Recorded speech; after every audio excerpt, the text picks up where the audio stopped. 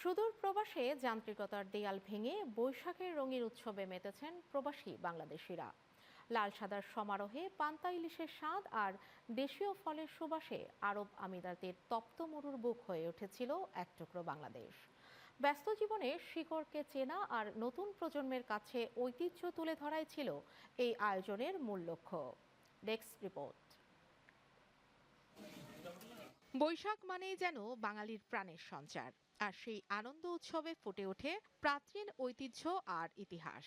আরব আমিরাতের তপ্ত মরুর বুকে সেই দৃশ্যই নজর কাড়ল সবার। যান্ত্রিক জীবনের ইট পাথরের ব্যস্ততা ভুলে প্রবাসীরা মেতে উঠেছিল বৈশাখের বর্ণিল উৎসবে। সেই বাংলাদেশটাকেই প্রতিচ্ছবি বানানোর আজকে একটা চেষ্টা করা হয়েছে আমাদের প্রবাসের মাটিতে।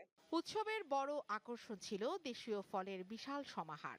আম, কাঁঠাল, লিচু থেকে শুরু করে কামরাঙ্গা কিংবা তেঁতুল, কি ছিল না সেখানে।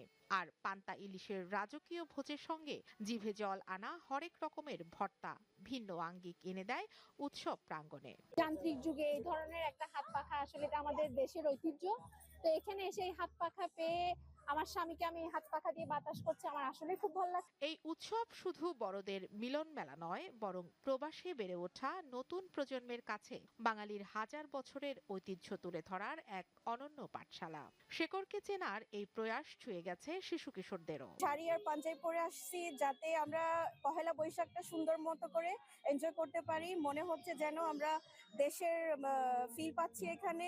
এন্টায়ার বাংলাদেশ কমিউনিটির বাংলাদেশ কমিউনিটিকে এক জায়গায় নিয়ে এসে এত চমৎকার ভাবে সুন্দর করে যে একটা বৈশাখ উদযাপন করা হচ্ছে, আসলে প্রবাসের মাটিতে খুবই আমরা খুব ওয়েট করি এই জিনিসটার জন্য। প্রবাসের কর্মব্যস্ত জীবনে এমন আয়োজন যেন সঞ্জীবনী সুধা।